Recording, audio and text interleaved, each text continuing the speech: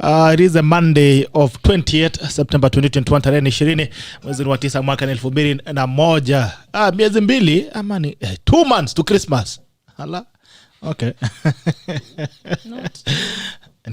It's 3 months. Oh. This is September. We almost getting out of September. In 10 days we'll be in October.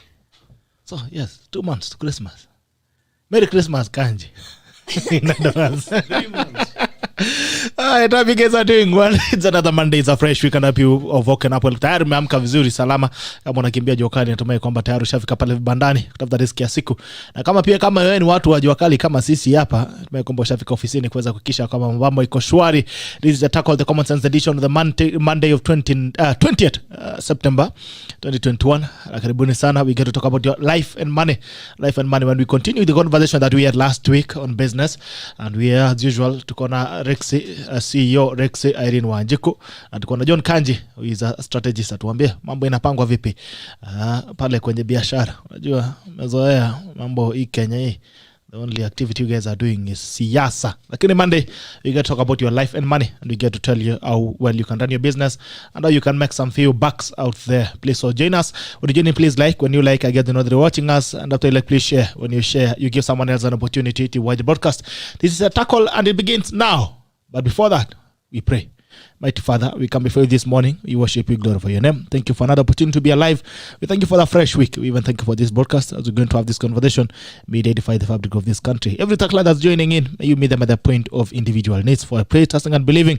Amen and amen. Ilikuwa Irene tuambie hii wiki, lakini I don't know what happened. Kama kwenda kutafuta upako Jumapili. Emmanuel Serem, good morning. Gerald Bito, good morning to you, my brother. Isa Gogeka from the streets of Eldoret, good morning. Purity Tanui all the way from Dubai. Good to see you, Purity. It's been a long time.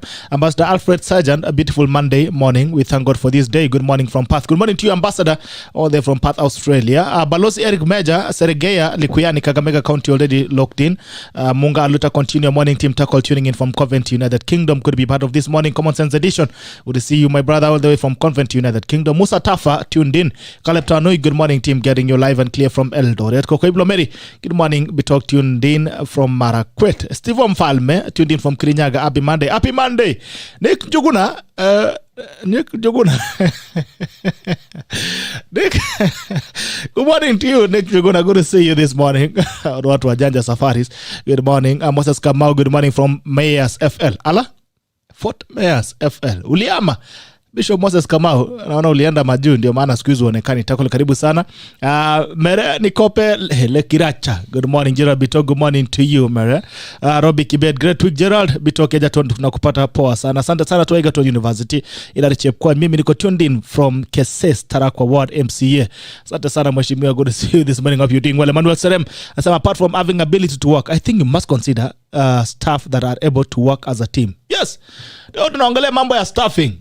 Nimeona tayari Emmanuel Serema ashachangia mkutano, amesema apart from having ability to work, I think you must consider staff that are able to work as a team. Teamwork ndio nguvu.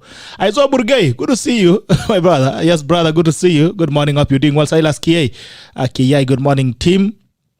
Chris Tangut, Gerald following up. Good to see you Chris also. Asante sana ndugu yangu Chris. It's a pleasure to have you this morning. Majina zinakujanga tackles jinda zinatokanga wapi? Epapradito Mudhe. Aya, you doing well. I be talk to Kologdin kutoka na Rosora. Jina ya mahali unatoka na jina yako ni ngumu zaidi. Na Rosora, good to see you. David watching from Kibra. Chemos Vincent, good morning my brother. Be talk watching live from Eldoret. Greetings from Chris Muktain tuned in. Salimia sana mheshimiwa Chris Muktain. Inapo kwa mwambie tunamsalimia tena zaidi na waache kupotea hivyo. Akuje tununulie kahawa Nairobi. Nasikia siku hizo anashinda ground pale. Ambia tembee Nairobi tujue inakwaje. Lakini salimia sana watu wa Inapco, inaosalimia mheshimiwa wenu. Sema anatazama. Thank you so much for joining us this morning. This is a Commoncents edition. If you have any question around staffing, and also how you can structure your customer care, please send in your questions on the comment section. Alafu tuweze kuangalia pamoja so that we can have conversation. Marion Eva Chela, asa moja Magetu will be watching from the City Cabanas. Asante sana watu wa City Cabanas, Mombasa Road. Kings Devi following up Mr. Bito. Good morning. Good to see you. Please keep sharing. Keep sharing when you join in. Please like. When you like, we get to know that you're watching us. And after you like, please share. When you share, you give someone else an opportunity to widen broadcast. This is a Tackle the Commoncents edition of the 20th September 2021. And it begins now. Cherungus, nakuona. Haya. Irene. Salamu alaikum. Alaikum salam. Wambaje? Salama sana. Kiswahili imeingia hapo unajua. Sikia kuna ananiambia ati karibu tula akasema mimi nimeshatwala.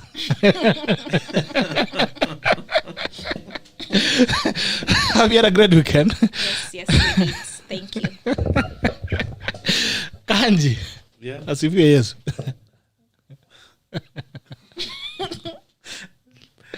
Uko sawa? Yes, niko sawa. Habari ya weekend? Salama sana. You're good? I'm very well. Uh-huh. Yeah. What was going on? Nothing new. Uh-huh. Weekend as usual, very short. Mm-hmm. Yeah. Like you said last week, we are very predictable, but we are still doing well in whichever team you predicted. Yeah. Kuliendaje? Niliona London is blue. Tunapanda pole pole. Eh, mnapanda meza na miguu. Somebody has it. Someone put it there, yeah. Arsenal should be one of the 1,000 ways to die. We are not dead yet. Sasa karibu sana Kanji and Irene. Irene jatuambia your weekend was. It was good. Thank you for having us. I think How good is good? Like I always say, everyone needs some time to, sit down, plan for the coming week and to recharge. So it's always, a weekend is always a good break to do that. Talking about recharge. Douglas, taniangalia kitu pale chini. Anyway, so I've never understood why the weekend is shorter than the week. We have 7 days in a week. What was so difficult with doing 3.5? Okay, let's give the week 4 days. Then we remain with 3 days for the weekend. Nini ilikuwa ngumu sana nini sifanyike hivyo. Haya, nao mimi na asili Douglas unakimbia, acha nisalimie ngwana kidogo. Nilete recharge. Kanji wants to answer about the days. Kanji wants to answer about the weekend. Okay, what was so difficult? 7 days in a week. You have 7 days, right? Yeah. Why do you have 2 days for the weekend? What was so difficult about making it 3.5? But we want to work more. Which reminds me, there's a king, or was it an emperor in the Roman Empire who had more than 100 days of public holidays, and he kept increasing them. Was it Nero, the one who used to sing? And the emperor eventually was dethroned, because if you let people enjoy so much, then what will they be enjoying? You enjoy after working. Yeah. Lakini tusu you just decide because unaweza amua ukichoka kupumzika so unafanya kazi. Nobody is telling you not to work. On work, you don't deal with work the way you deal with food that you eat when you're hungry. You work because you have to. Unless you reach a point where we talk of financial independence. Because my definition of financial independence is that you work not because you have to, but because you want to. Until you reach there, you keep working, you keep toiling. Yeah. Like the 4-hour week. Yeah, in fact, not who said that everyone is not working over the weekend. Yeah. Oh. So why okay, if people are working over the weekend, then what's so difficult then about making 3 days a weekend?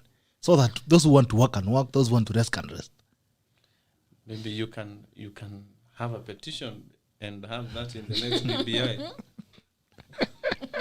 It's a political decision. The next BBI.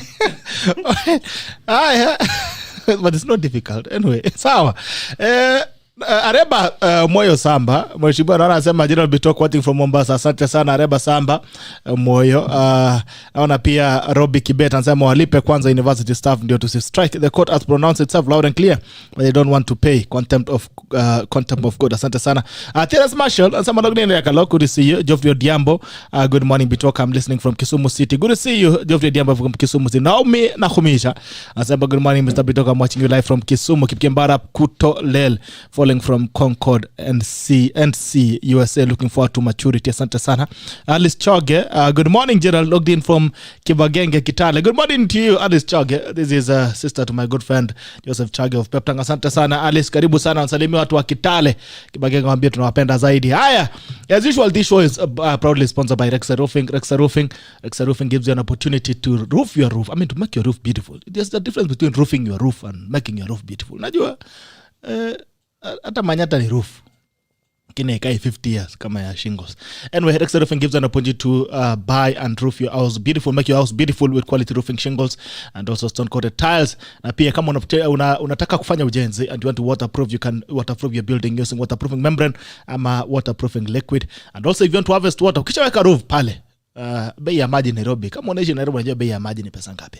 But it's always raining in Nairobi. You can harvest water, quality water that you can consume, safe water you can consume. You can use UPVC water harvesting gutters from REXE Roofing. REXE Roofing gives you an all-round roofing solutions, from shingles to stone-coated tiles to water harvesting gutters to waterproofing. Mambo yote ambao unataka kuhusu roofing systems, you can contact REXE to make it happen for you. REXE Roofing roofs your world. You can visit www.rexeroofing.com, www.rexeroofing.com, or call 0704-646-664 or 0704-646-664.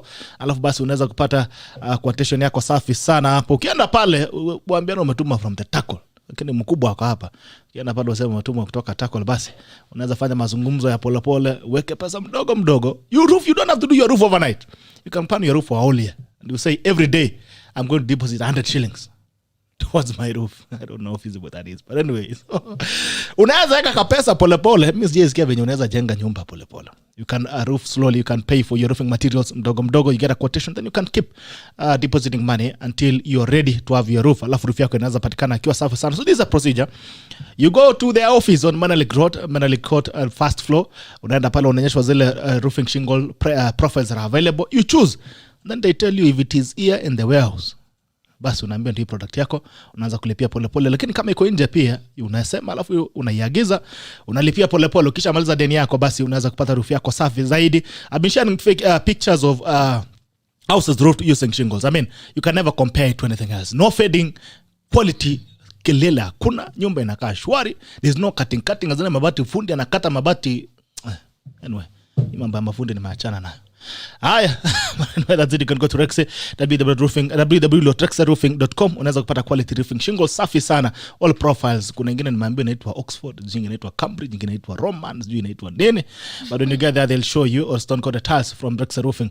REXE Roofing, roofing your world. I can give you a guarantee of 50 years. Like I've always said, I don't know where you'll be in 50 years, but I can guarantee you your roof will be there in 50 years. Your roof will be there in 50. I don't know where you will be. Sitaki kusema siku nyingine nilisema tutakuwa umeenda, akasema nimefanya makosa. So I don't know where you will be, but I can guarantee you that in the next 50 years your roof will still be shining bright and quality will still be maintained. Ukipata hati in the next 50 years, 50 years from now is 2070. Yeah. 2072. Yeah. But So, also the good thing is that the guarantee, if you leave the house and you leave it for, let's say, your next generation, then the guarantee can also be passed on to them. That's what I'm saying. They can look for me in 2072. Yeah. They can look for me and ask me, uliniambia niweke shingles na imefika 2072 na shingles imesha. I'm available to be sued.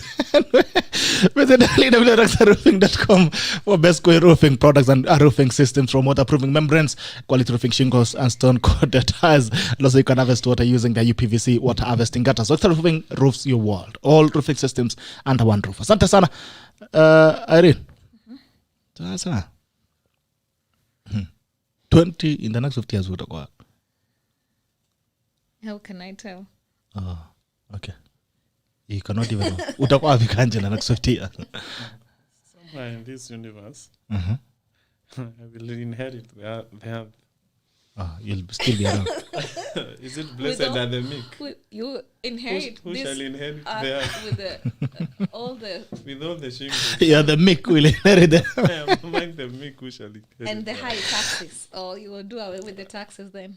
Maybe I'll be taxing people. Okay. But you cannot tax yourself. You can indirectly. Okay. Yeah. Haya. Sawa, tuambie mambo. So, I mean, we've had a very eventful week. There are a lot of things that have happened, especially in the business world. Businesses are collapsing. Some others are regaining. If you're dealing with petroleum, your business is doing good. The government has levied more taxes. And what is levy? Ukisikia kila kitu levy. Road levy, railway levy, all on fuel.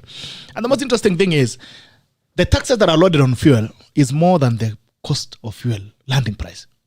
The landing price of fuel. When you do the levies and the taxes, they are more than the landing price of fuel.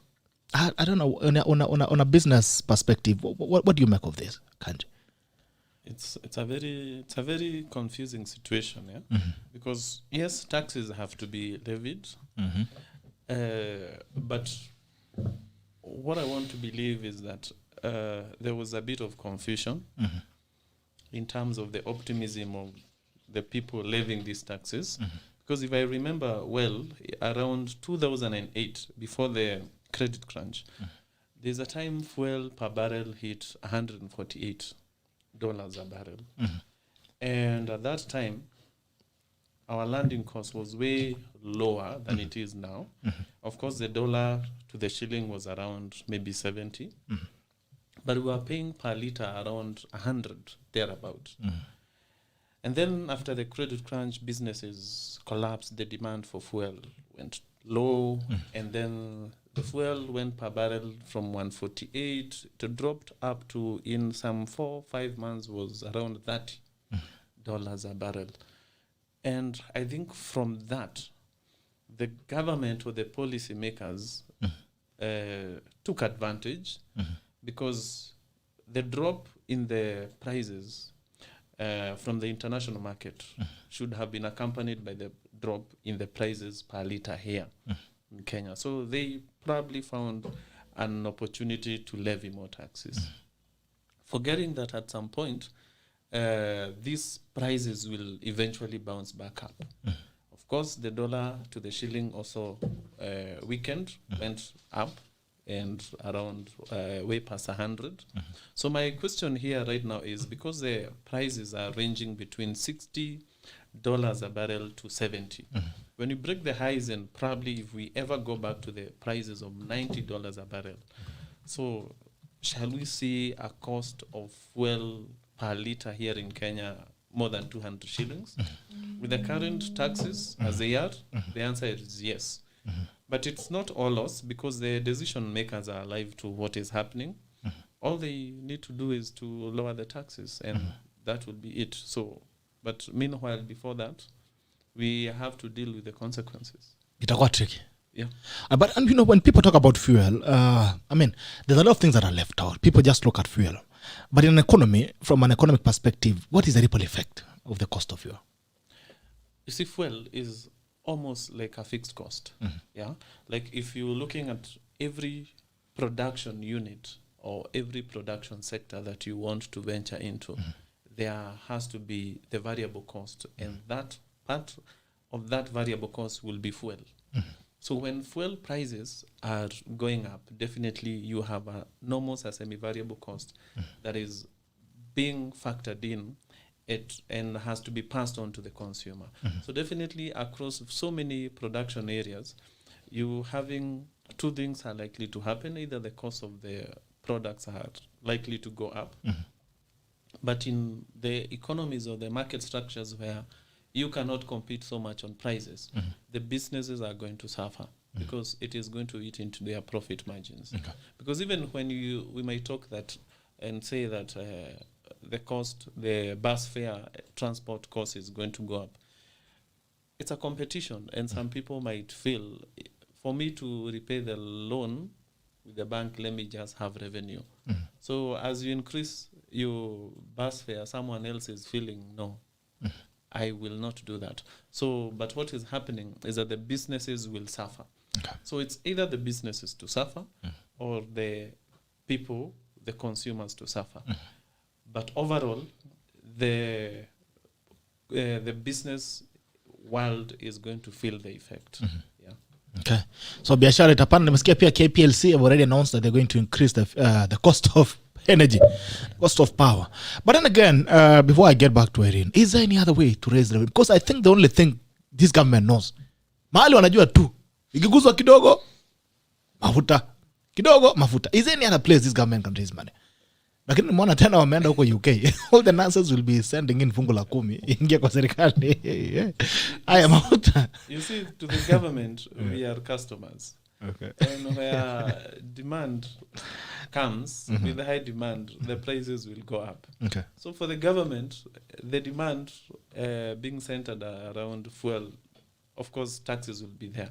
Because you will not live without those catering for fuel and energy costs.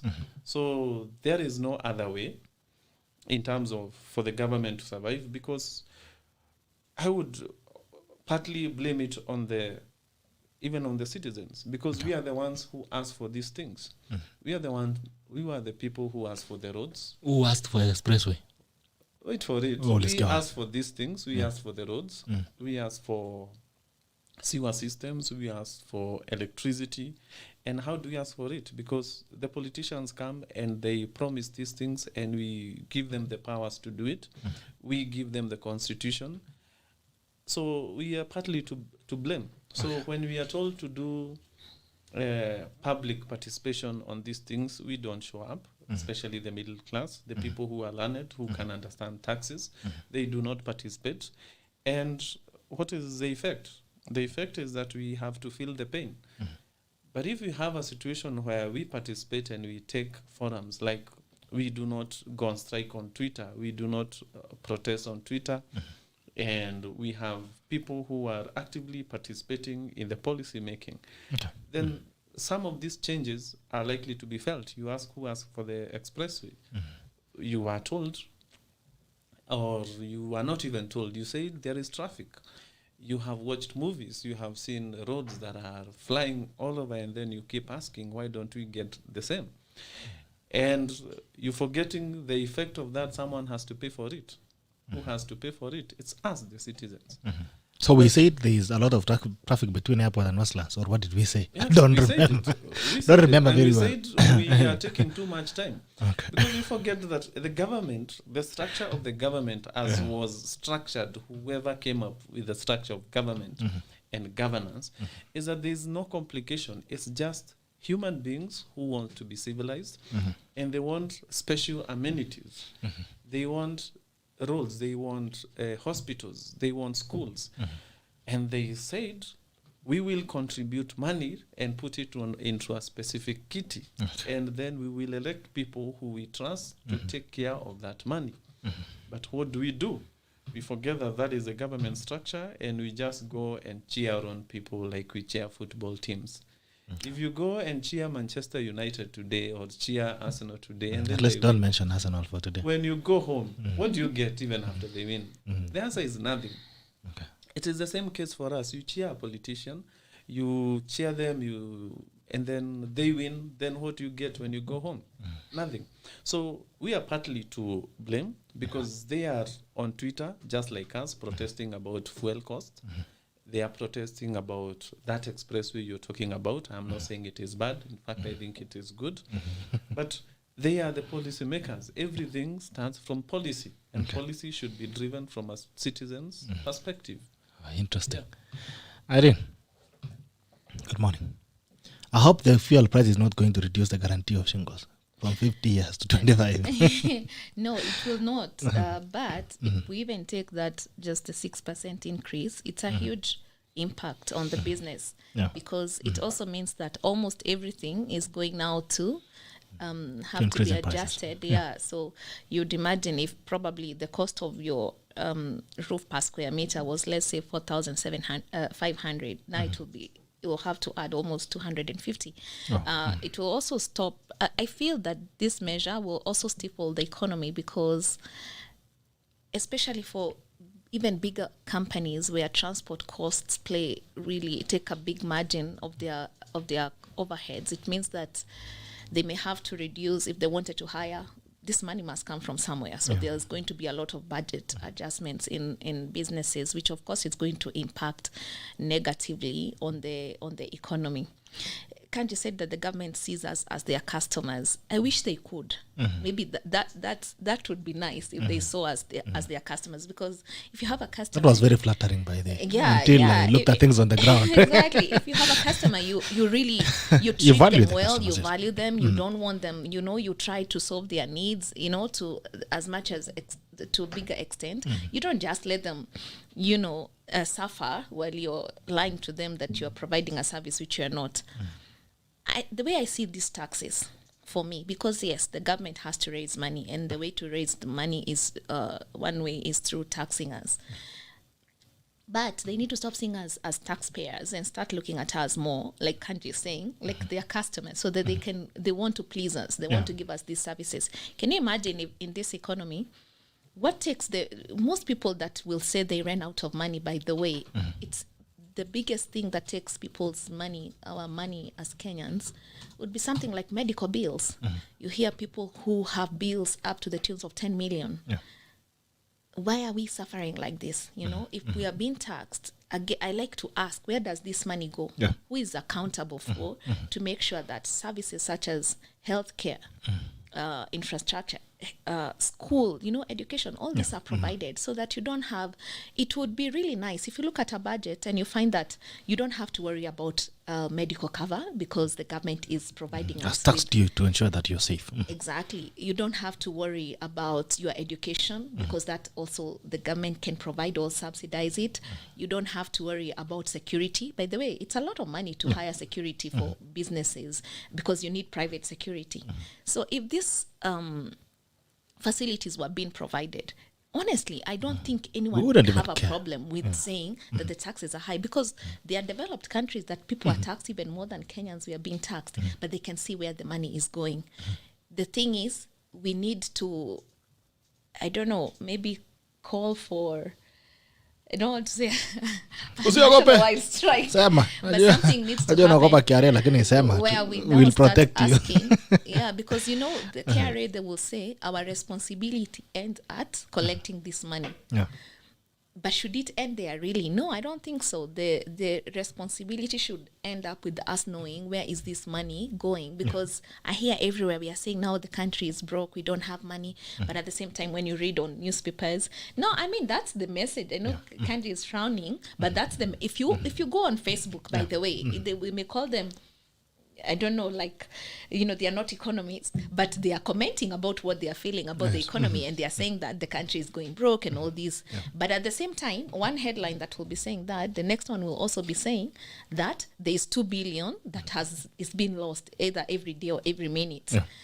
So you see, there is an issue here of accountability that is going to affect even the business owners, because I wonder if you do not provide the kind of, you know, features and amenities that we are talking about, then how will you keep even taxing these people? Where will they get more money to be able to?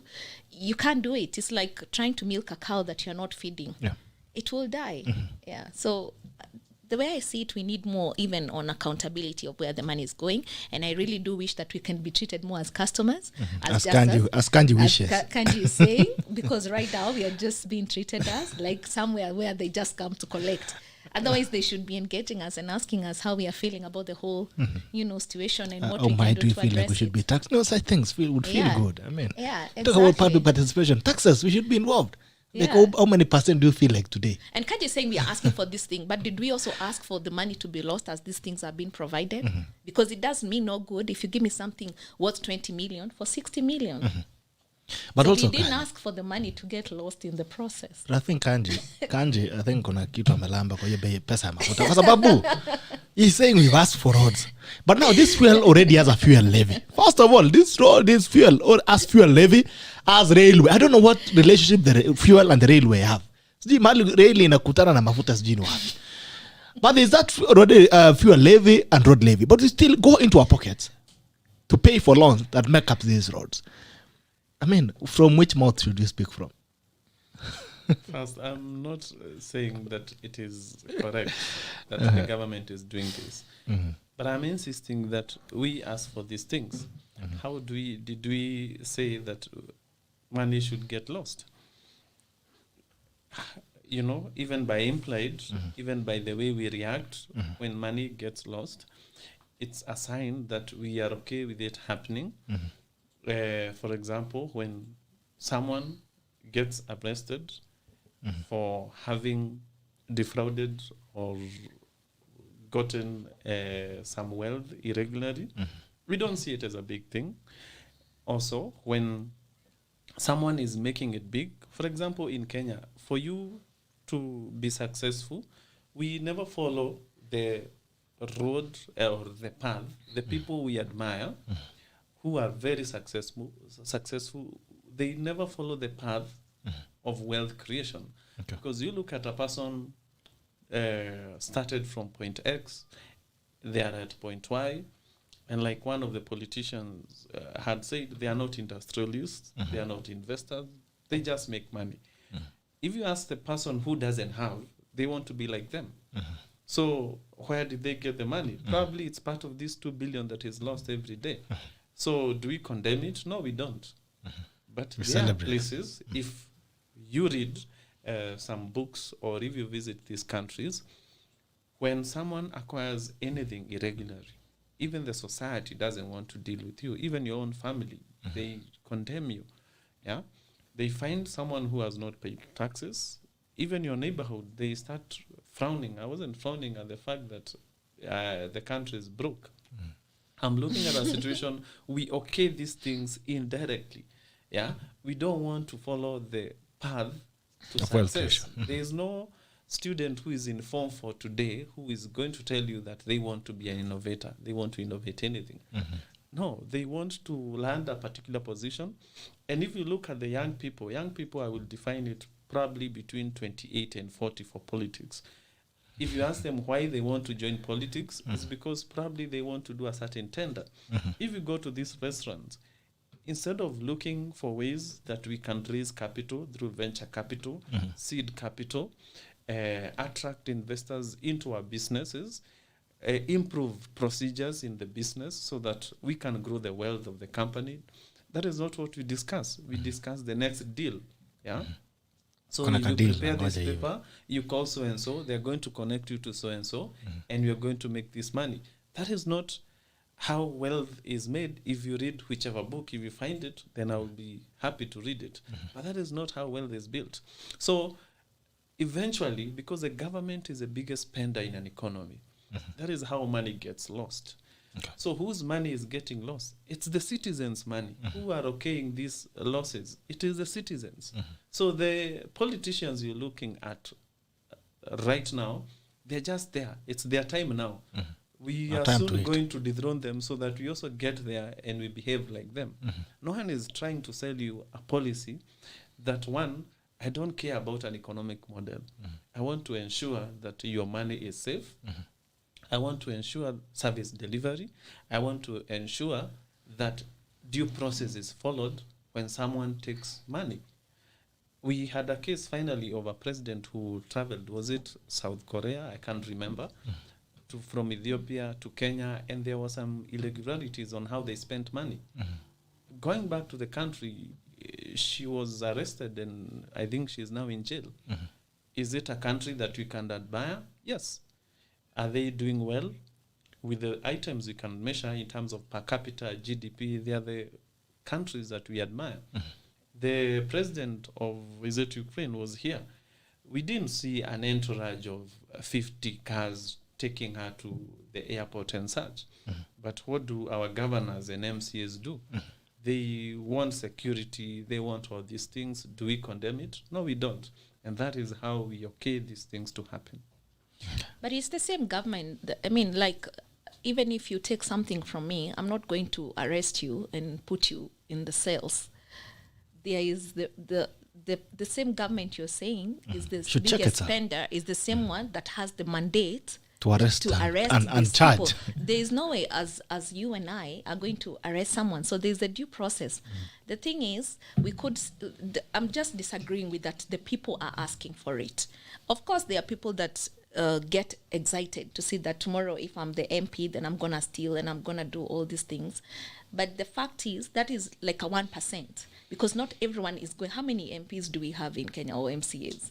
Not everyone will have that opportunity. Most of the people that are making money, they are doing it from running businesses.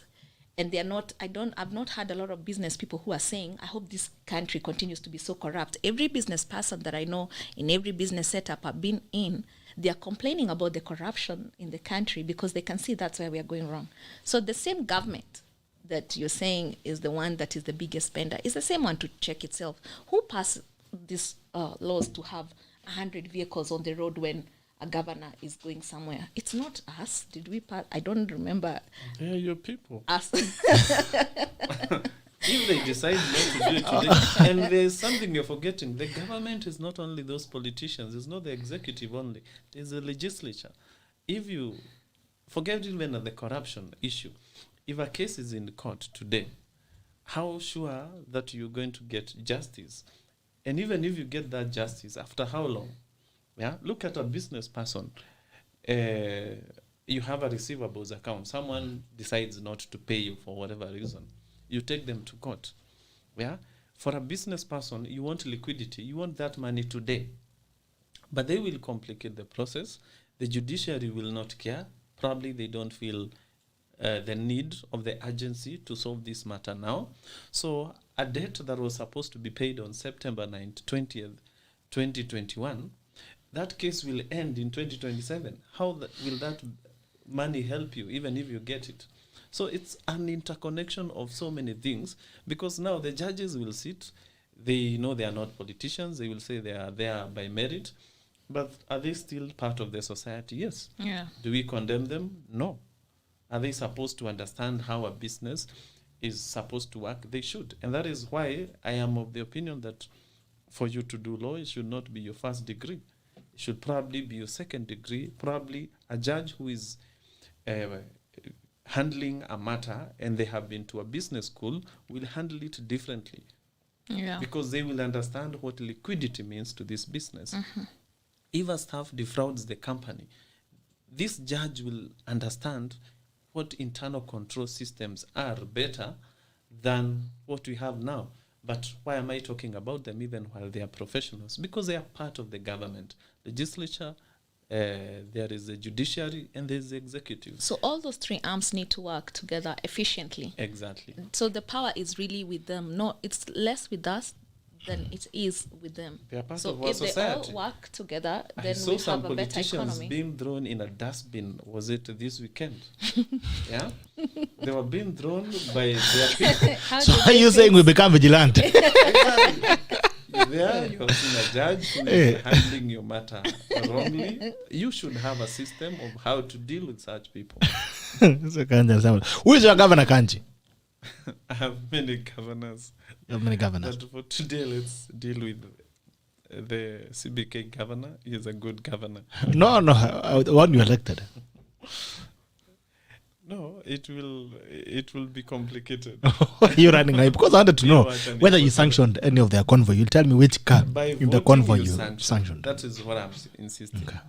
Every time you vote, even when you do not vote, even when you do not comment on a certain issue, you okay a certain wrong or you push a certain right. Okay, finally, on the issues of taxes and money in government, if it was up to you, if you're the president, His Excellency GHC CRE John Kanji, Commander-in-Chief of the Unarmed Forces. Now, what would you do? What would you do differently? My forces are armed. And what would I do differently? Honestly, it's not that I am not good at economics, not that I'm not good in numbers, or not that I'm not good with models. I think that we are at a position where it's not about the model. No economic model is going to help. It is about the ethics. It is about the soft areas of the society that are going to help us to move to the next level. But as far as our fabric, our moral fabric is the way it is now, I do not think that the economic models we will just be here to survive and wait for the next generation to just come and survive again. Because even when we try to improve through the education system, there is the CBC, you can see there is an effort. But at least, as you say that the effort is good, who is talking about, again on the matter that is there on the topic today, who is talking about the value of work, that you want to go and work and value that work so that business people who set up businesses will get value for the money they put in. Money they put in is the salaries. Who will speak against corruption, and you do not just say it is the law. Beyond the law, there should be another soft area that the society condemns these things to happen. I would give an example that is unfortunate. Look at a situation where morally we are, most people have a spiritual background. Either they are Muslims, they are Christians. There is that spirituality. And there's a factor, a wrong, we could say, unfortunately, like rape. I don't think anyone wants to be associated with a rapist. Yeah? Even if it's your brother, you want to run away. And you want to condemn it. Because it's a wrong. The same wrong when someone is stealing from the society. What do you do? Tununulia raundi moja. You know, how did you do it? Show me how you did it, yeah? So that you also become successful in that manner. So it is not about taxes right now. It is not about the economic models. It is about the moral fabric of the society, the ethics, value of work, and that drive of what do we determine or how do we define success. Yeah, that is what we should look into. I don't know how a politician would look at that, but that is where we should start. Yeah. Your Excellency, IRENE WANJIKU, now you're no longer CEO of REXE, you're CEO of the country. What did you do differently?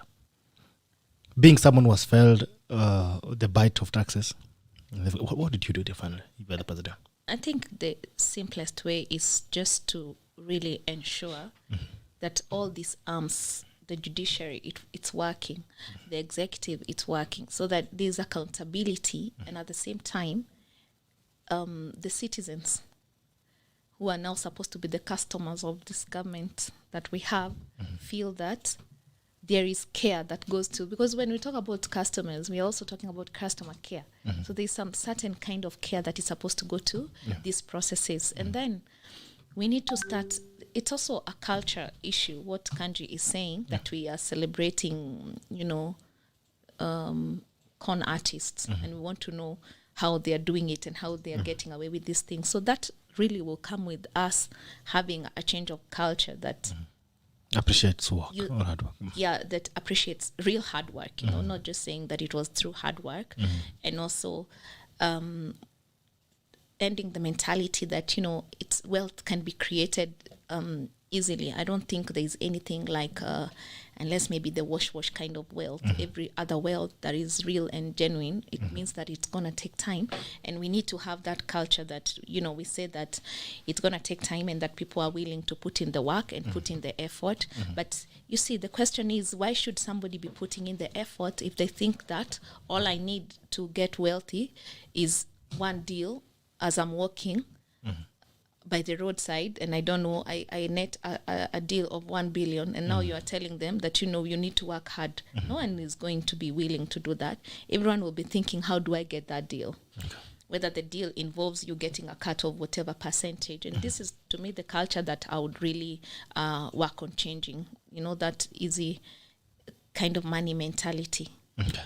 All right, let's get, I was listening the parliamentary proceeds on KEMSA, and someone was saying answered prayers. It was my prayer.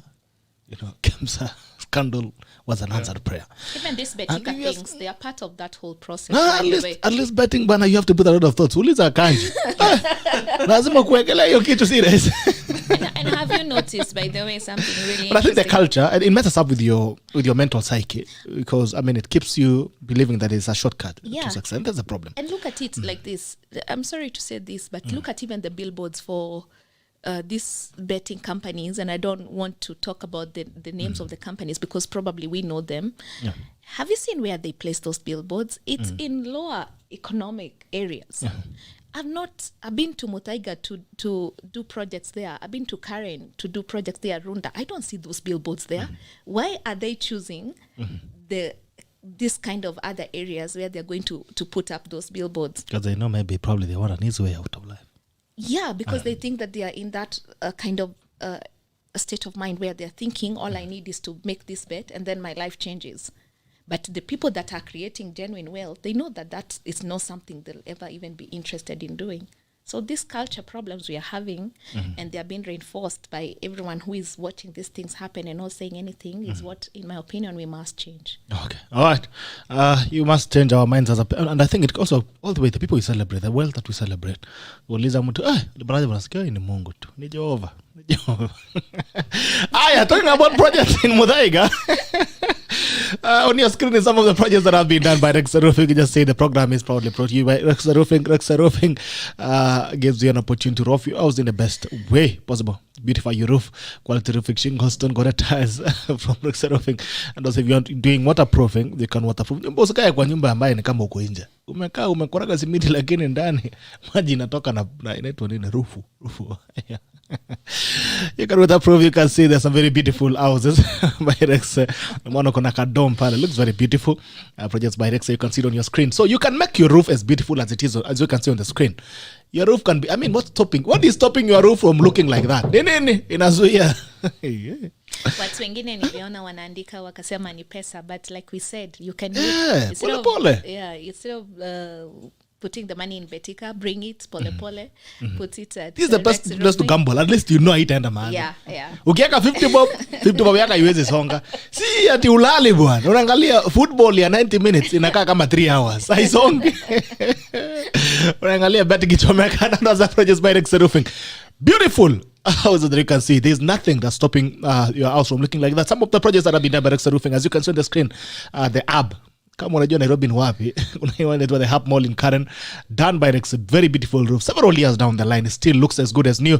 Also Brook House, kienda pale ukiangalia shule Brook House, angalia nyumba iko safi sana. The houses you can see on the screen, I don't know, on earth or in hell, what is stopping your roof from looking like that. Anyway, you can go to www.rexeroofing.com or call them on the number on the screen. Alafu basi uweze kupata quotation yake. The beautiful thing, you can pay for your roof slowly. Kapesa pole pole. Alafu basi roof yako inaweza kuiva pole pole kwa microwave. I see oven. Microwave is quick. Oven. Too quick. Yeah. So oven. And iva pole pole. REXE roofing your word. Now, going to the topic of the day. We still acha recharge kwanza kidogo. Now, we're still looking at where to invest money. And we've talked about several things. I think one of the things that can make a topical issue, because it keeps coming up, is government bonds. Kanji. How safe is it? Kuweka pesa kwa government bonds. And ni yenye unaita sema tena tuliitisha. Alafu ambie ilienda kwa expressway, enda utembee mpaka isha. Yeah. First, if I'm right, in Kiswahili, roof si rufu, ni paa. Asante sana. Sasa nataka useme okay, sema ya roof na useme ya kufly. Ya roof. Tengeneza sentensi ukitumia neno roof and flying kwa Kiswahili. Maneno yenye maana zaidi ya moja. Like now, you flew to the roof. Can you say it in Swahili? Nilipanda. Pana? Could say it. You could. Nilipaa kwa paa. Ndege aliyekuwa kwenye paa amepaa. Okay. Endelea Ustad John Kanji. Sasa baada ndege kupaa, on government bonds, in the lingo of finance, we call them risk-free assets. I know that is controversial because every asset has a level of risk. But they are ranked as risk-free assets because of the fact that habitually and continuously the government honors its obligations. Yeah, and they are the form of investments where you're looking at, could you say, modest returns, and you're also looking at the kind of return that is passive. That you put your money there, you can go and wait. Yeah, this is why you say you can chill, yeah, and wait for a return. So most of the return, and fortunately, most of the return, or it's almost a guarantee that the return would be above the inflation rate. So what you're looking at is, number one, the term, that this investment, number one, is fixed. Fixed to mean that you have a term that is defined, that it is a 5-year bond, it is a 10-year, it is a 15-year bond. The interest rate is also fixed, though there are other modified forms that could vary, but largely the interest rate is fixed, that you're getting 10% per annum or you're getting 12% per annum. They could define it differently. It was 12% semi-annually. So if you're looking at a million bob, you're going to get your 100,000 every end of the year. And at the end of this term, you get your investment back. So is it a good form of investment? The answer is yes, because of the safety. The government almost certainly is going to honor its obligation. And it is a passive income. You're not worried of many other expenditures here and there.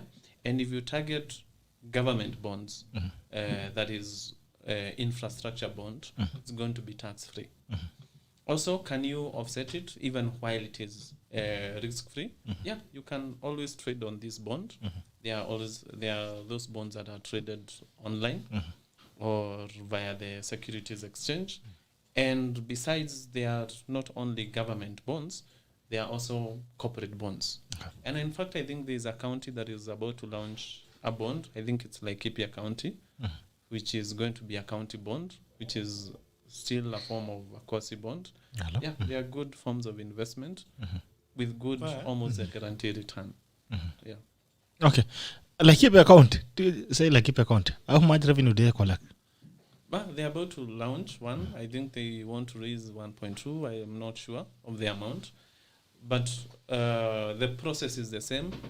The characteristics are the same in terms of what you're looking for is the interest rate, which is called the coupon rate, the term, which is the period. Is it a 5-year?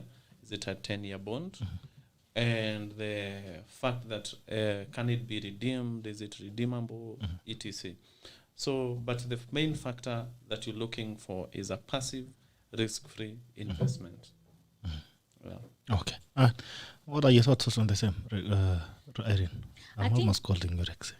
I think I think it's a good idea, like, because even though we are talking about business and entrepreneurship, at the same time, there's always the need to diversify your investments, so that you're not just looking at one line. So it's important to, in terms of your business or even your personal, because sometimes I saw somebody last time was asking me, where is this money coming from? And I think we talked about it and we said that it's just a percentage of your income. So even if you're in employment, you don't have to say that you have to go into business to make money.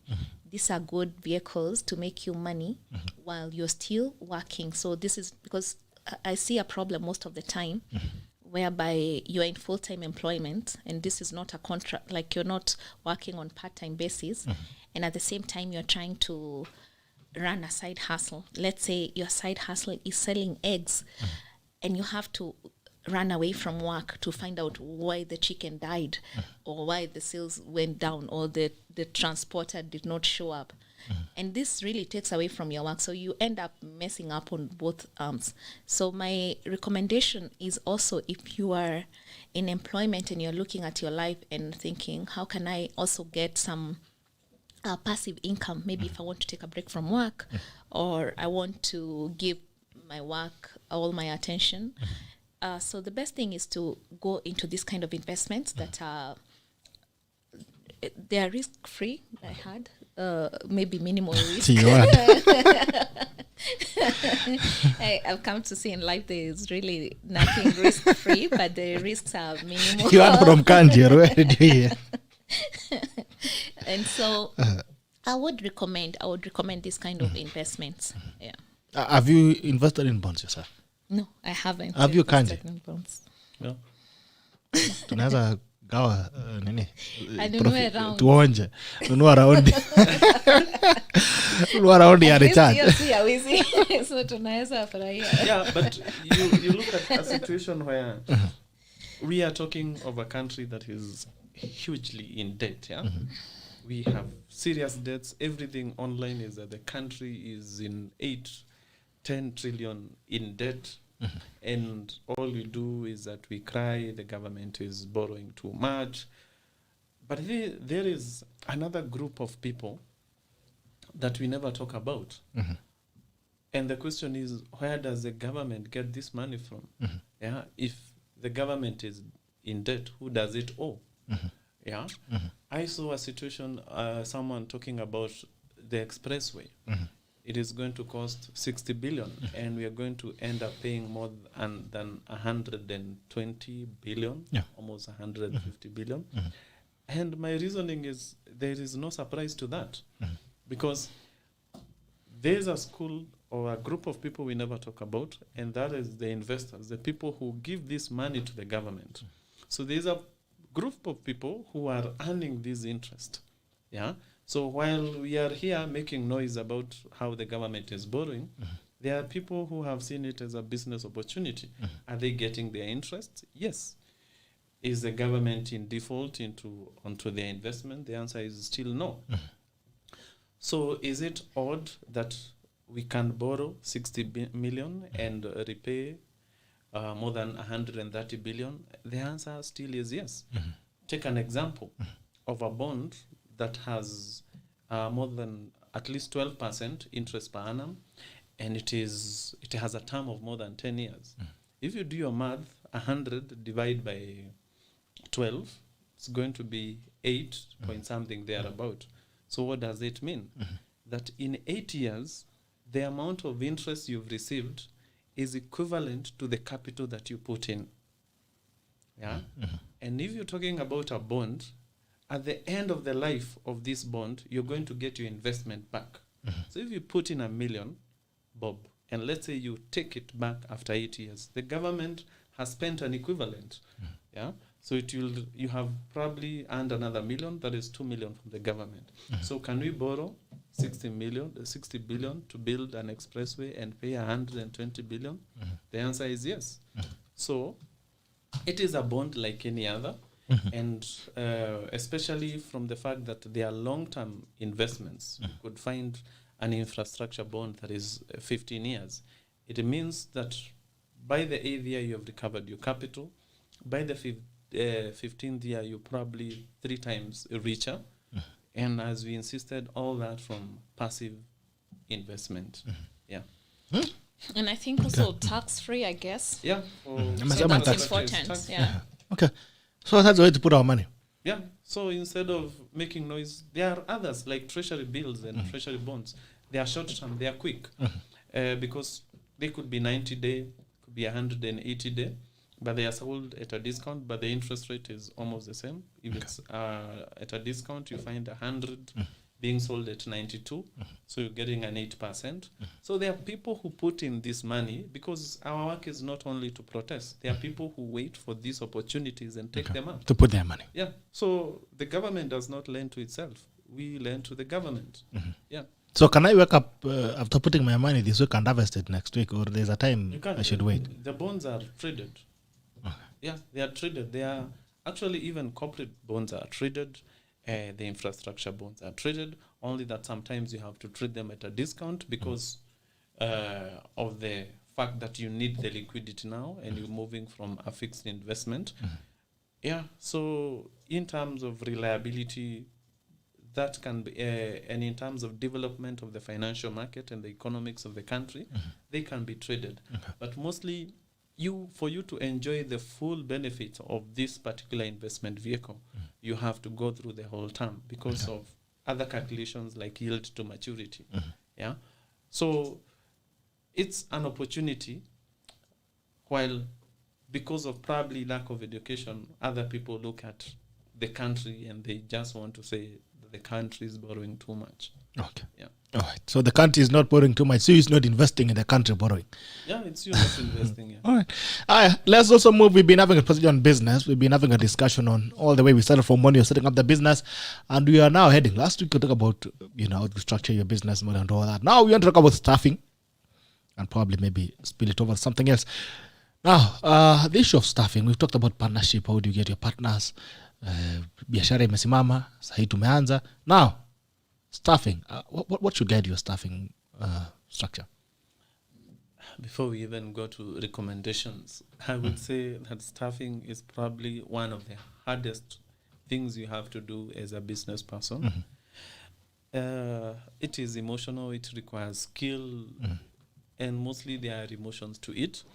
And from the market you're fetching from a market where you need a congruence between and concentration of interest between what you want as a business person and what this person is likely to deliver. So staffing, I would say, while we think that the products that we offer in the market are the central, at the center of the success of this business, I would probably say no. There are other factors like staffing. And we're moving from a situation where the business is being run not by the owner only. We have the owner and then we have the staff. Of course, you have to pay them. But at the staffing level, that is where the business can fail. Yeah. And I am not surprised that in the recent past, many companies have tended to outsource this particular service because it's a long process. And unfortunately, before we go to the good side, the market currently does not have very quality staff. Yeah. Getting quality products from our institutions of higher learning is very difficult. Probably because they concentrate on the technical side so much and they forget the soft areas which matter more in business. And again, because of the introduction of the debate today is also good because we talked about the society where ethics are a problem. But the same source where we source our politicians and we are talking about ethics is the same source that we are sourcing our staff from. So you find an interview where you can carry out an interview for a whole day and unfortunately you will not find someone who you want to hire. So it's a situation, it's probably a catch-22. You reach a point where you just you settle, I would say you eventually settle for less. Yeah. So our society, maybe we could blame our institutions of higher learning, but it's quite a task to find a good employee. Yeah. It's difficult. It's difficult. Yeah. That is the downside. The upside? Upside, we'll talk about it. I would want to hear from a practitioner. A practical point of view. Staffing. Because that's my downside feeling about staffing. I think she has seen flames. Staffing. Okay. Maybe she's happy, I don't know. I think happiness, you have to create it for yourself, especially when you're in business, because it is unlikely to come from other sources. Now, it's unfortunate, this issue at least not your staff. of staffing. Okay. Because the way it said that it takes a village to bring up a baby. In business, I would say it takes a competent team to make it successful. Like, you can never do it by yourself. You are limited to what you can do. And now, again, we'll come to culture. The same culture that we've been talking about here is the one that we are currently facing. It's interesting because previously you could find people that have been in organizations, even like they'll retire there. If you ask most of the people, their parents, like our parents, I would say, most of them left the organizations they worked for because they were going into, and even their parents before, like our grandparents. But now enter the new phase of life. And if you look at everyone, what they're saying is that, look at how I make my own money. Like, I don't need to work for anyone. I don't need to do anything. I can be my own boss. And the side hustle era we are also in. So these are some of the issues that are making the staffing element in a company more and more difficult, because how will you be training? Because we talk also about staff development and training.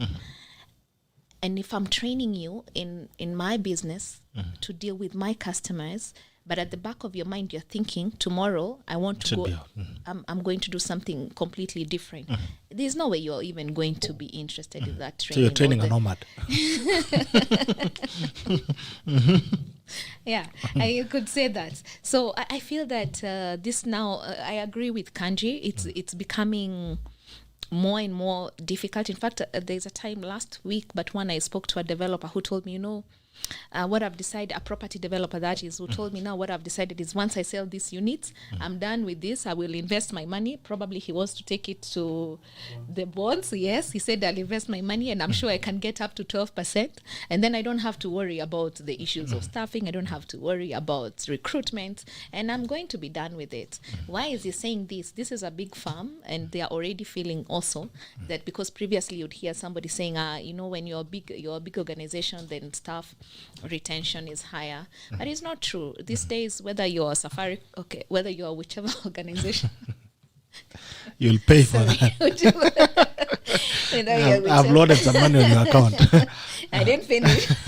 Whichever organization that you are in, it's becoming, and I speak also to other people in the SME, and they're facing the same issues.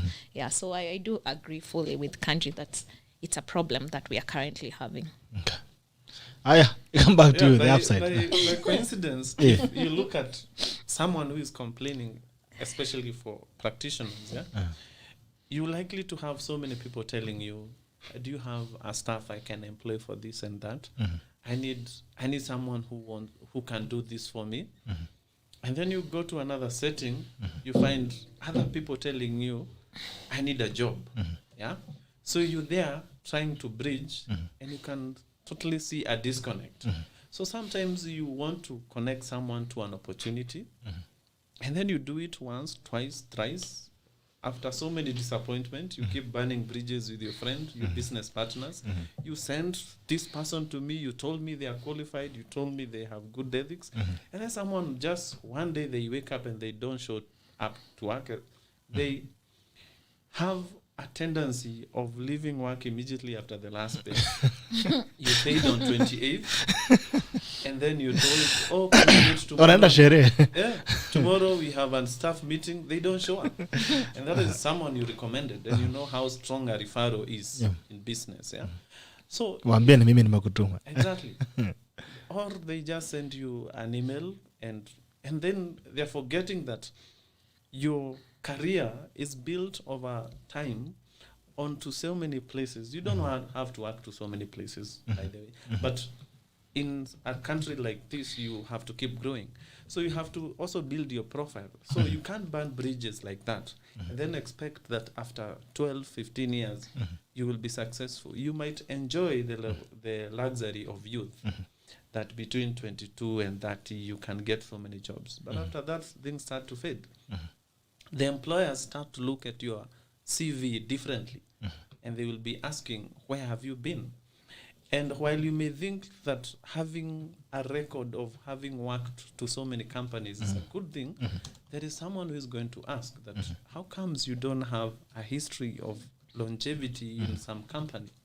So you're looking at your CV, you've been working 6 months, this company, 3 months, 4 months. The question would be, for 8, 10 years, how many places would you have gone to? Exactly. And what guarantee do I have that when you come here in September, in January, you will not abandon? Yeah. So there's that level of loyalty that also lacks. And just like in politics, we love to praise and look at heroism from a perception of people who are defiant. This boss, how can they do that to you, you know? And you look some people, your crew, your club, in quotes, they're telling you over the weekend, siwezi fanyia mtu kama huyo kazi, you know. So even when things are bad, there has to be an ethical perspective that even when you have to leave, can it be a position where you left with decorum? So that at least as an employer, you feel, okay, we were not meeting in terms of our interest, but I can always refer this person to someone else. But if you cannot keep burning those bridges over time and then expect your career to grow. Okay. I want to know, Irene, what has been your I mean, what is the most interesting experience or most depressing experience that you've had in terms of staffing? It reminds me when there's a time she was asking for someone to work, So sometimes I was, did you interview people? Akaniambia there is a guy who told her, alikwambia mtumie nini fair? Yeah, so Ati kama nataka nikuja nitumie fair. I mean, like I feel that we are really having also a culture of entitlement. Where you will be asking someone to come for an interview, like that particular man was saying, "Ati sasa mimi niko." I don't even remember where he said he was, but he said, like, if you really want me to come, tabidi utume hiyo bus fare. And you are thinking, Naka lunch kidogo. Yeah, you're thinking that someone who is jobless, who wants a job. Yeah, and when you, of course, when we were advertising, we said where the job is. Like we had said, it's in Nairobi. But now if you call and then you're like, yeah, I saw the job is. So I said, but you saw that the job was in Nairobi. Like, yeah, yes, but I still want to come. I think I want to come, but this is how much it's going to cost me. You know, and then you say, also you ask yourself, why is it this person doesn't even have a friend? Because you can borrow. It's not like it's bad that you don't have bus fare, but the fact that you don't even have one close or two friends that you can ask for this bus fare, and then now you sort them out later, that's telling you that there's also like a character problem. Some other times you interview somebody and they tell you, please, I'll do whatever it takes. I really need this job. My life is not going so well. My life is in danger. Yeah, and then like Kanji is saying, you pay your salary on 28th, and that is the last day. In fact, they don't even bother to say that, you know, I'm giving you the 7. If they were still on probation, they don't even care about the 7 days. So you're wondering what happened between the 28th, the first day, the 28th day, that you really, really needed this job, that you got it, and now you're feeling that, you know, your life is no longer. Now your life is good because the money has come and then you've disappeared. There's a video I also saw going around just the whole of last week. Yes. That's actually what I wanted to get to. Yeah, and this I can resonate with that so well because it's I don't feel that really there are no jobs. The jobs are there, but I feel that the people who are supposed to come in and do these jobs, their expectations, their entitlement problems, they're just not serious. Like most of them, they'll come in and they're just coming in, and you can see somebody's planning like on 25th. In fact, I had somebody who was telling me that they don't now pay salaries before the 5th. Why are they delaying salaries for like a team of almost 60 is because that they were paying so much on 28th or 30th, and then there's like a mass exodus. Yeah. So they said, okay, now children of Israel are crossing the Red Sea. You really must go, you will have waited at least some few days. But you see, these are things that employers are trying to do, and some are not even fair for some of the good.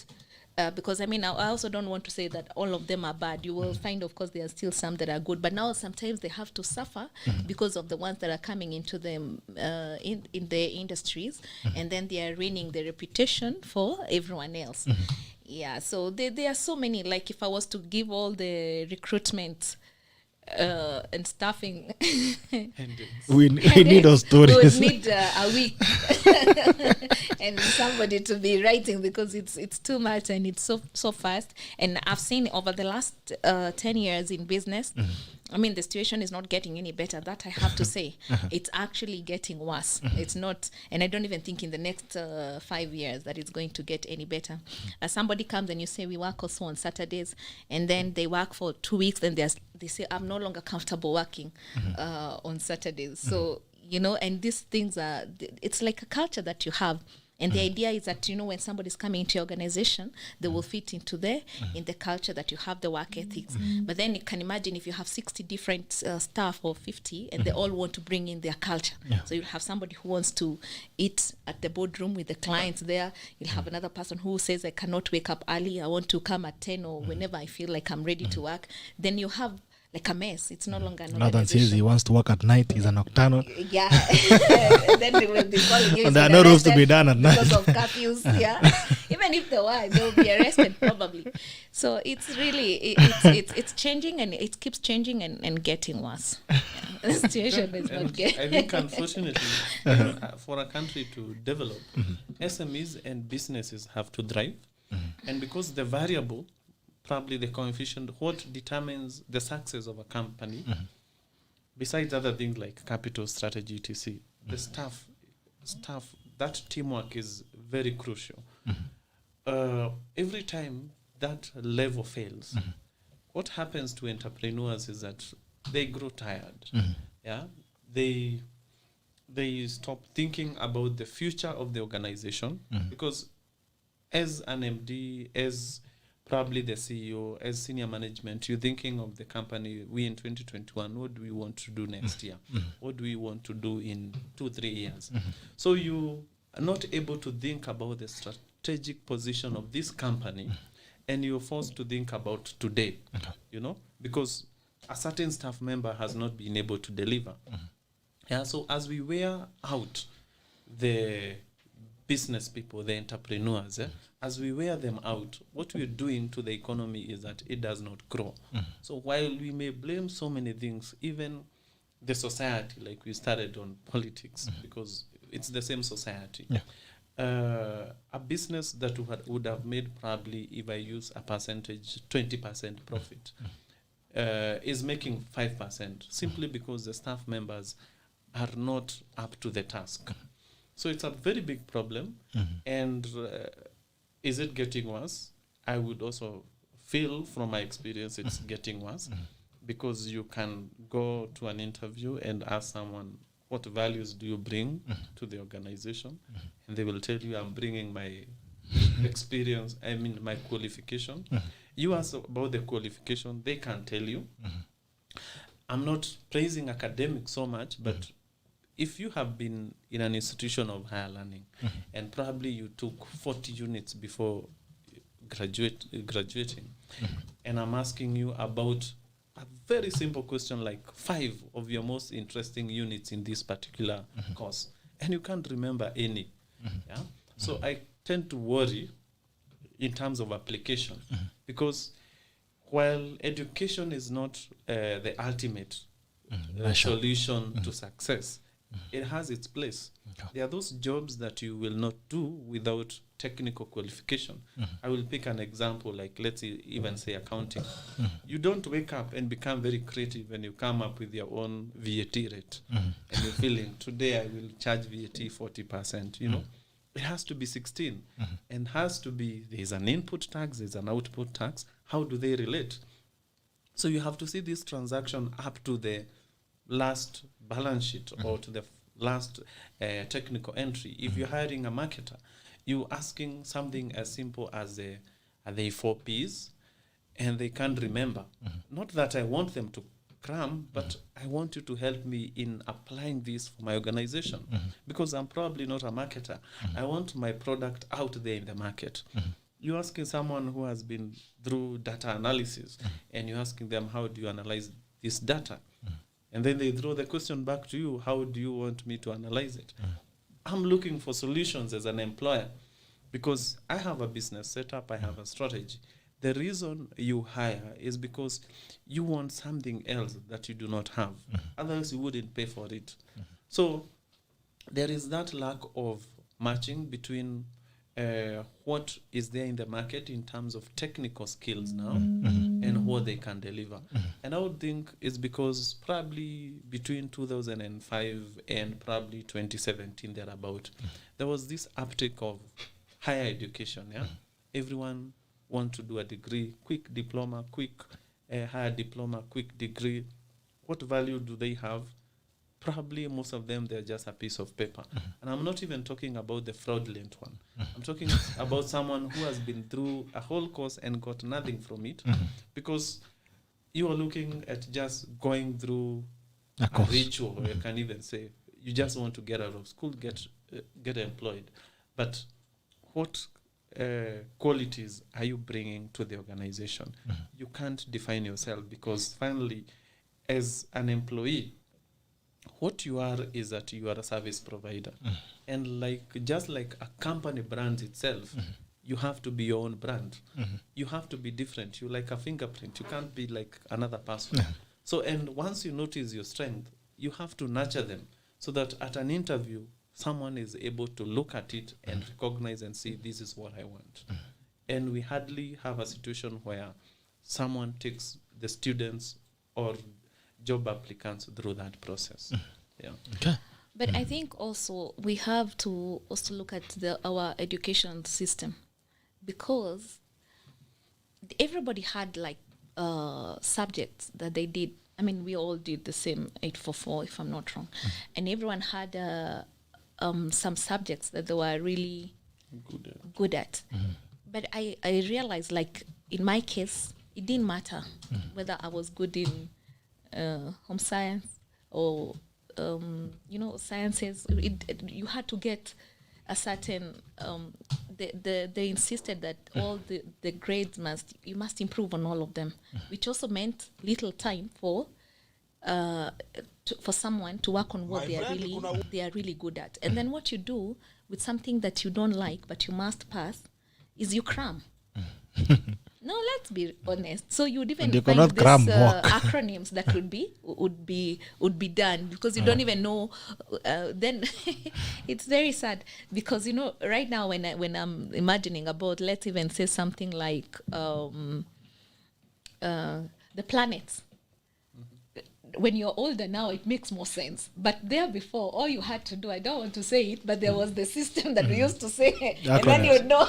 I don't think even now Kanji can name the planets from 1 to 9. He forgot the acronym, so because he never understood. Exactly. So it's hard enough. So I feel that comes from that place. So you cram your way at the basic education level, you go to college, again, you try as much as possible, cram as much as you can. And there are people like even a week after the exams, and you ask them a question that was in that exam, which they passed, by the way. At that time, they can't even tell you how they did it. But it's because the knowledge was there to be used only at that particular time. Now, you tell me this same person is coming in, and because they did so well in maths and the parents pushed them, let's say, to go and do accounting, and now you are asking them about a simple thing like ledgers, and they're looking at you and they're wondering, what exactly was a ledger? Yeah, and you are wondering, but your grades look quite good. So there's that disconnect, I feel. That some people we've just been pushed into. But most of the time, it doesn't matter the grade. As long as you have been through a system of education and you got the theme, the learning outcomes, are more important than the grade, because those two are different. Just you also learned English. Sorry. No, because the learning outcomes is what is the interest of this particular unit. And like we said, we are going to insist so much on ethics. Like, I don't know if it's about parenting. I'm not an expert, but they are expert in that, how we bring up people. Like, I don't know the kind of lessons someone needs to be taken through in order for them to value work.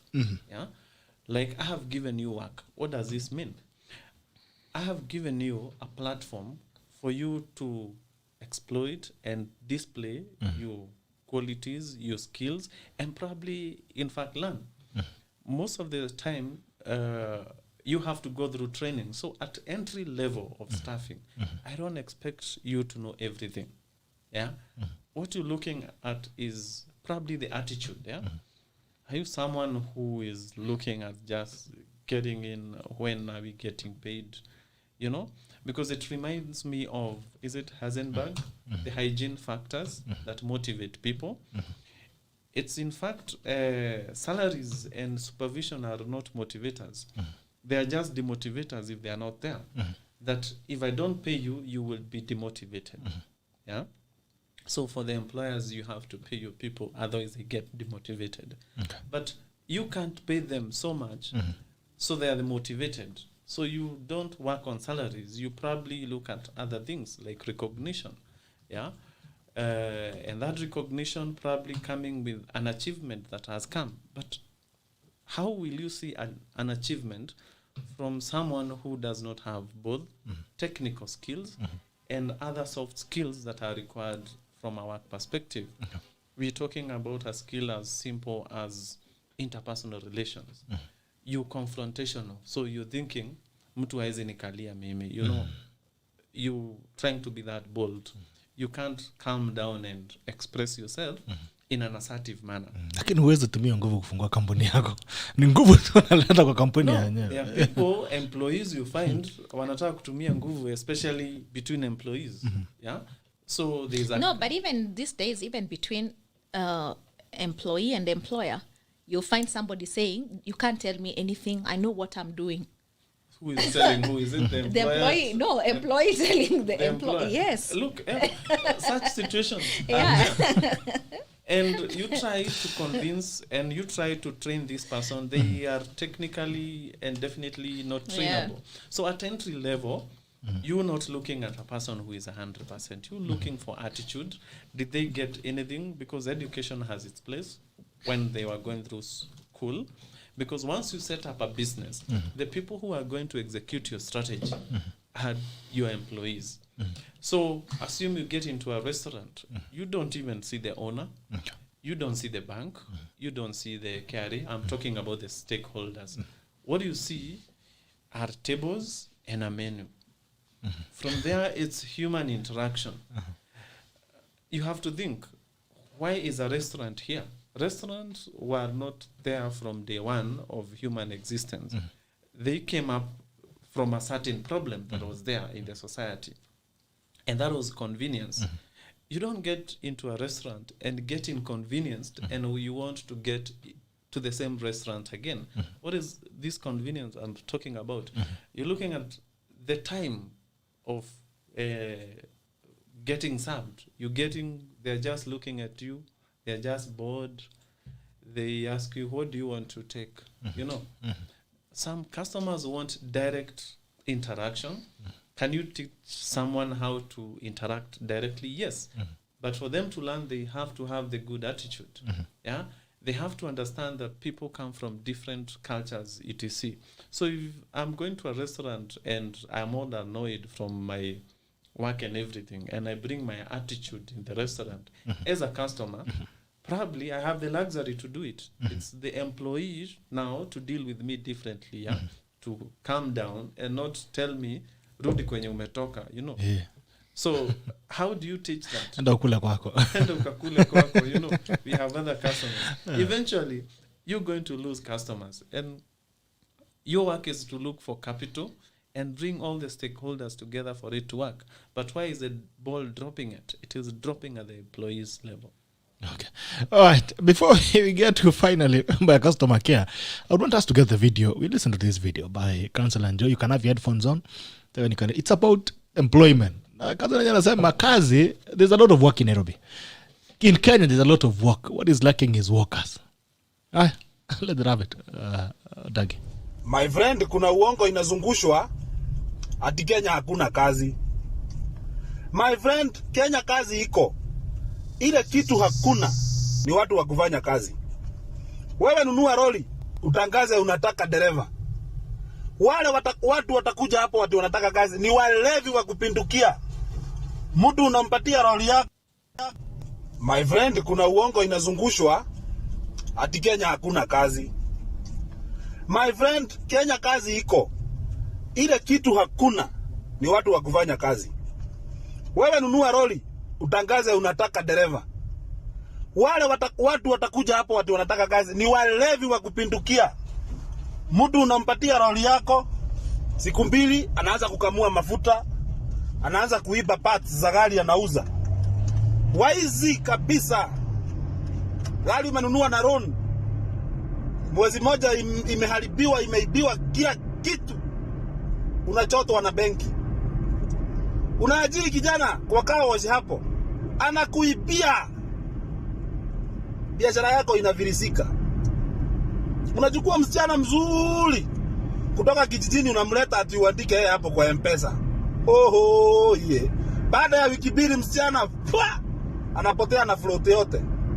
Wewe nunua matatu uandike dereva uone. Hao watu wanawaki in cohort na maaskari. Kila siku unapigiwa simu, matatu imeshikwa tu 5,000. Ni wakora. Hatuna professionals hapa. Hizo watu unaona wamelala huku wanasema ati hakuna kazi. Hao watu hata uzembe wako nayo ndani yao. Mtu unamwandika anaanza kuingia kazi saa 3 akiwa mlevi kabisa. Huyo mtu hakuna kitu unaweza muaminia. We must change our character. Tuache kusema hakuna kazi. Wewe kuwa na skill mzuri na kuwe mtu wa kuaminika. Ukipewa kazi na mwenzako unafanya vizuri. Mbona watu wa Rwanda ndio wanaajiriwa kwa vinyozi huku? Ni kusema Wakenya hawawezi nyoa. Lakini wewe ajiri Mkenya kwa hiyo kinyozi yako uone. Itafilisika na wiki mbili. Haya. Wamesema itafilisika kabla hata ya license ya kanjo iishe. Biashara umeshafunga. Unaenda kuweka license ya kanjo kwa ukuta nyumbani. Sababu biashara imesha. Now, that's a tragedy in Kenya. That Kenyans are finding it so difficult to get jobs opportunities. But other people from other countries are getting things to do. Vinyozi siku hizi ni Marwandis. Najua kanji wendi kinyozi sijaiona kama nywele yako imepita chini hapo. Lakini siku utaanza kwenda kinyozi. Unapata na Marwandis ndio yako kwenye vinyozi. And Kenyans are complaining there's no jobs, there's no one. I mean, do you think we have a shortage of opportunities in this country? No, it's the same thing that we are talking about. Actually, it's like he was part of this show before it started.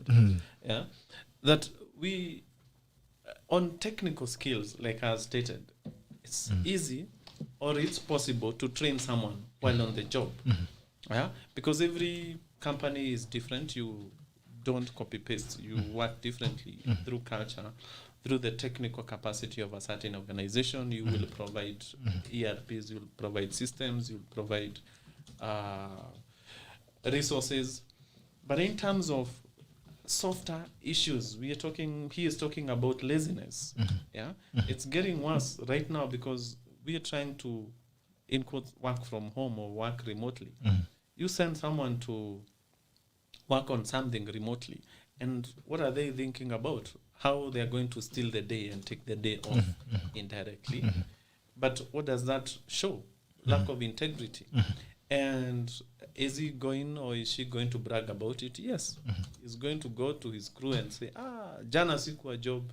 Nilienda kuona client, then nikaenda huku. When they are going to look at this person like a hero. Yeah. But the society is supposed to be against these things. Yeah. How they are taught, I don't know. Maybe people in social sciences can tell us. If they can tell us, it means they have also failed. Because these things are, you're not born with these things, you learn them. Yeah.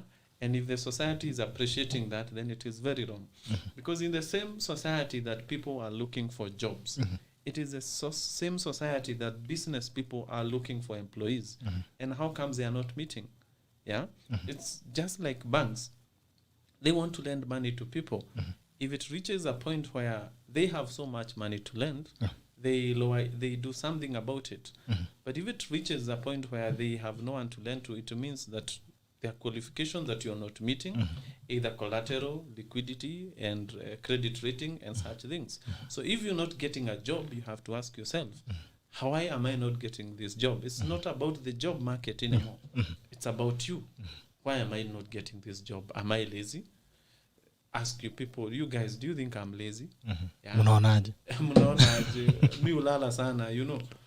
Or is it my qualifications? If it's your qualifications, I have insisted, there are so many things you can do with your qualifications. You can take online classes, but you have to continuously improve yourself. So just like there are those qualifications before you get a loan that disqualify you. Maybe your past, you didn't repay. So your credit ratings went down. So the bank will not give you a loan. Your collateral, you don't have assets that can support you in terms of borrowing. Or you don't have capital, or your business is not registered. So ask yourself from an employee perspective also, what is making me not get this job? And you can't keep saying it's the economy. Yeah, because it's not necessarily true unless you're offering a very unique product that is not, maybe nuclear science is not here. So it means you have to seek elsewhere. But most of the services that are required in organizations today, anyone with basic qualifications can be able to do them, unless you're talking of very technical items. So it again falls back to the individual. Yeah. Okay. I'm wondering, you've already gone to nuclear science. You're not even done with toothpick science. Okay. Irene, what are your thoughts? I think also another thing I can add is the way we are now having this mentality that I want to be my own boss. You know, I think also YouTube is contributing to that, because they can show you how to bake a cake. Now you think if you can bake a cake, you can roof your house, you can do plumbing, and you can do everything else. There will never be that kind of self-sufficiency. Otherwise, you should be the only person that is existing in the whole world.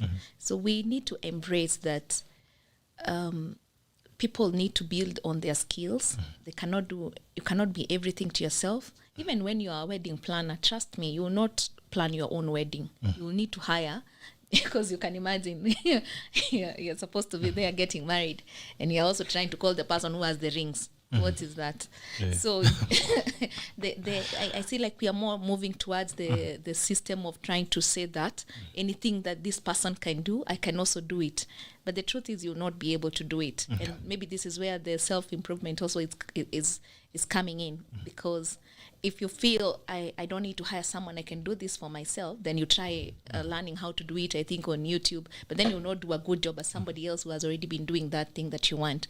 So I think we really have to work on that attitude that I'll be my own boss and I'll do everything that I want and make my money. You may look like you're making the money, but it will not really work out. I think also for the employees now that are coming into the job market is really to work again on their soft skills. Anybody can, even if it's a restaurant, anybody can say, now I'm in the restaurant business, but what is going to separate one business from the other is how do the customers feel when they come there. Like Kanji said, if they come also with a bad attitude, because sometimes people these days, they are more likely to be upset because of the current situation in the economy and, you know, the illnesses and all that. So people are really getting easily triggered these days. So it's up to you who is running the business to and the team that you have to know how to handle this kind of issues. So the soft skills really, they are going to matter a lot. Yeah. Kenya iko kazi ama hakuna? Kenya kuna kazi mingi sana. Every day when I look even at posts, the companies that do recruitment, they are always posting these jobs. But then sometimes people feel they are too some feel they are very important. You'll hear somebody saying, with my master's in this, I cannot take such a low-paying job. And you see, really, that's not the right attitude, you know, that you're only getting this job, let's say, for the money that it can give you. You don't know how you can grow into that job. Sure. But the jobs are there. In fact, a lot of recruiters now keep re-advertising because then the jobs are not being taken out. Guys are not showing up. Yeah, okay. Yeah. So ni entitlement. Kazi ni mingi na entitlement pia ni mingi. Yeah. So there's a good balance of entitlement and job opportunities. Anyway, the Lord is good. As we finish on your issue, what do you look at when you're recruiting an employee? Hey, how balance. Do you scale? How I've come to see it now, it has to be a balance. You know, previously people are saying hire for a technical skill, train for attitude, or hire for attitude, train for skill. But I've just come to see that you need a balance of both, because at the same time, if I'm looking for an accountant, I don't also want to train so much on the technical. If they cannot do accounting, like I'm not going to take, let's say, a salesperson or a marketer to come and do accounting, even though their attitude is very perfect. Okay. So I would say that now it's a balance, that they have to have the right technical skills to start with, and also the right attitude. Because again, you can imagine you are the best accountant, but when the client asks for invoices, you tell them, go get, you can also now prepare one for yourself. Go get a downloader and prepare your own, you know, and this is where you've made I had an encounter where I asked somebody for a receipt in a shop, and they said, iyo hatupeanangi. Why aren't you giving? But it's just because they were feeling like they are lazy. That's too much work. So I said, why aren't you giving? Because kama umelipa na card, si umeona umetumia pesa ngapi. And that's not the purpose for the card. But it was like really an attitude problem, how I saw it. And the statement. Yeah, so we really have to now the way I've seen it, it's a balance. Have both, have some technical skills and have some good attitude. Right. Then now we can train on a culture of the organization, because if you've not worked with us before, then you don't know our culture. So that is something that we can now work together on, and with the right attitude. But yeah, come with also a bit of your technical skills and knowledge, and also now a good attitude to work. Okay. Kanji, finally, naingia kwa customer care. Yeah. How do you even before customer care, when hiring, are you looking for? Technical skill they are good skills. And I would say they are as good as probably the profession calls for. But I think they are like speed. Yeah, technical skills are like speed, to mean that they have a limit. You don't have a limitless speed. Yeah, there is so much you can do in a certain organization as an engineer, because for that organization that is your scope. But that profession is very wide. Yeah, if you're looking at a marketer, there is a technical capacity required. But you can't be an all-time marketer in a particular organization, because even that organization has its limit. Yeah. So even as an accountant, there are so many IFRSs and IESs and audits that can be done within the limit of your employer's scope at that level. So technical skills are important and they are vital. But what is limitless, because it is dynamic, they keep changing, is the softer areas. Like you're looking at something like self-drive, yeah? Self-drive, you will not go to a school, I don't know if in military they teach this, to have for you to be grilled so that you have good self-drive. But it requires, it's internal. Yeah, you have to nurture it. You have sometimes to train your brain to do things even when you don't feel like doing it.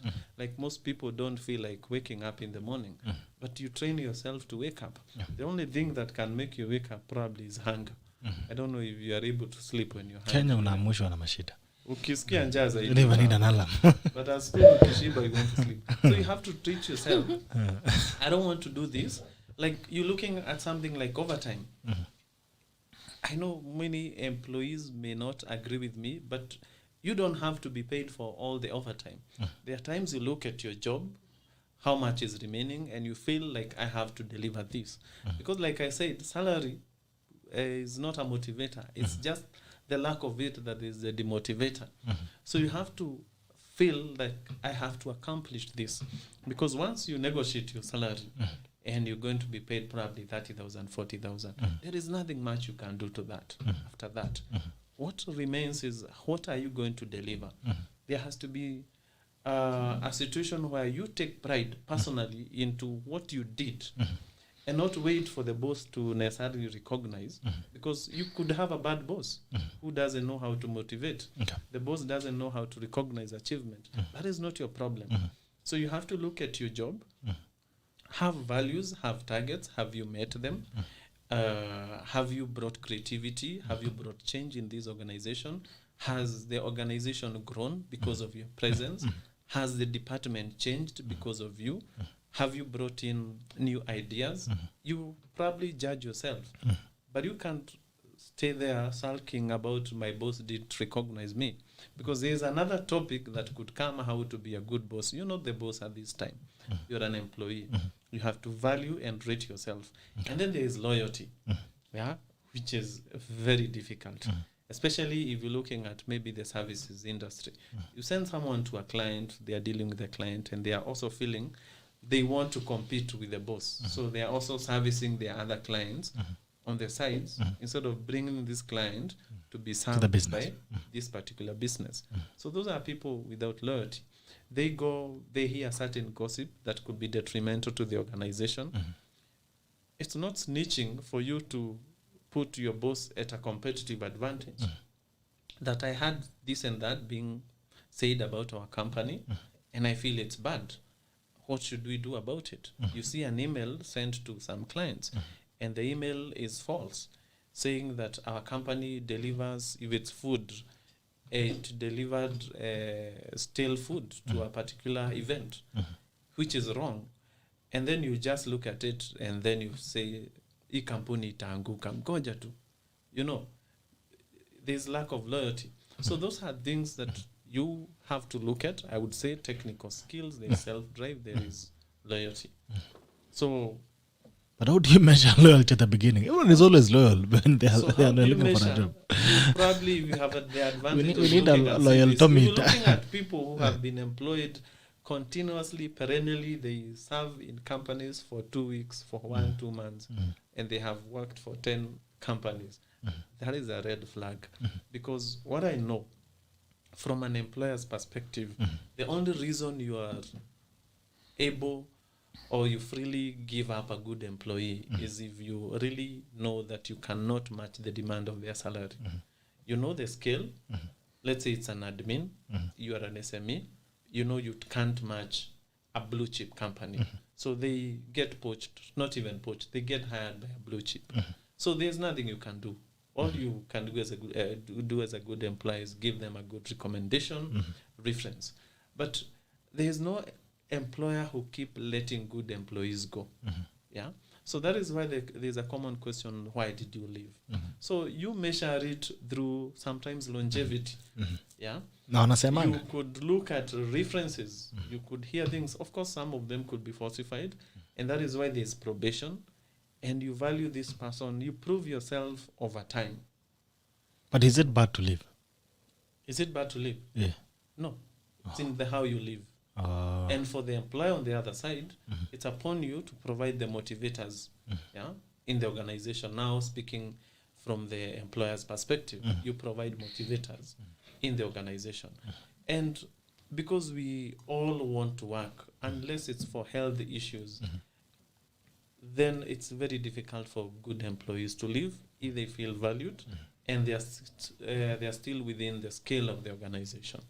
Yeah. Okay. Haya, customer care. Unaona kama umekasema. Haya, tuambie customer care. No, it's not the same. This is a little different. Maybe I could mention about this probably briefly is, you see, in services, I would remember even while we were cramming, there are those characteristics of a service, and one of them is that they are inseparable from the service provider. So while you still selling products, there is still an element of services. You've talked of Rwandese going to Kinyozis, Actually, even in car wash now, most car wash, they're the ones doing it. Yeah. So there is that inseparability of the service and the service provider. So if you go somewhere, you buy a particular product, and I'm not talking about the services, there's that relationship, that it is this employee who is going to help you to build the brand of the organization. So just like, which example can I give? If you find students misbehaving, you know they are students because you can see the uniform. If you find them misbehaving around a certain area, what you will do is that you're going to judge them, and you're going to judge that school. And maybe that school has 1,000 students, and you have just seen 5 misbehaving. So what are you doing? You're just judging them and judging the school because of the behavior. You're feeling this is a situation of this particular. It could be false. It is the representative. So, the reputation. So the brand is very important. If you serve one customer wrong, you're probably losing on so many other customers along the way. If you serve them right, they are likely to give you referrals. And there's nothing as beautiful as a business that is coming back, return business. So it is through customer care that you're able to do these things. And most of the time, it's very difficult to build a competitive advantage around capital, because everyone can build capital over time. It's very hard to build it or be based on a particular product. These days, with good technology, it's possible to build products that can compete. So the only other area is working around the culture of the organization, and that is sometimes built around customer care. Okay. Ian, do you have any comments on customer care? Customer care is really what drives now the business. Once you start the business, the product is there, and then now you have good customer care to keep the customers coming back. And I think sometimes we confuse and think that customer care, excellent customer care, means that nothing is going wrong in your business. At the end of the day, every enterprise is still being run by people, and as people, it's hard to find like a perfectly made person or a business, but it's also how well you react or train the team to, or maybe I should say respond, how well you respond to issues when they are raised or they come to your attention. And yes, that's very important, because it's key to know how else you're going to run the business. Like I said, no business exists to serve itself. You're existing to serve the community, to serve people, to serve your customers. So it's important that you get their feedback and act on it. Okay. All right. On our followers on Twitter, African Feminist is saying, speaking of which, I'm hiring too. DM phone numbers, qualifications, they are live. Okay. Uko unapumua ndio wale kesi anakupewa kazi na African Feminist pale on Twitter. Haya, sijui ni kazi gani hiyo kama unapumua, lakini sawa. Dunia ya Mungu ni mengi. Fredrick Juma, good morning. That's on YouTube. Good morning, Bito. Good to see you. Hoping you had a fab weekend and looking forward to the engaging and fruitful week. Good to see you. Thank you so much, Sisi. Good morning, Bito. I love this conversation. Thank you so much. Atticus now. Good morning, Gerald. London, UK, logged in. Thank you. Good to see you, Atticus. Vision Total. Logged in and good morning, Taklas. Grace, come on, morning, GB. Good morning to you. Vision says in UK we have something called principle of standards in public life. These universal principles are used by institutions that deal with the public to create their standard charter for service. I think that's on customer care.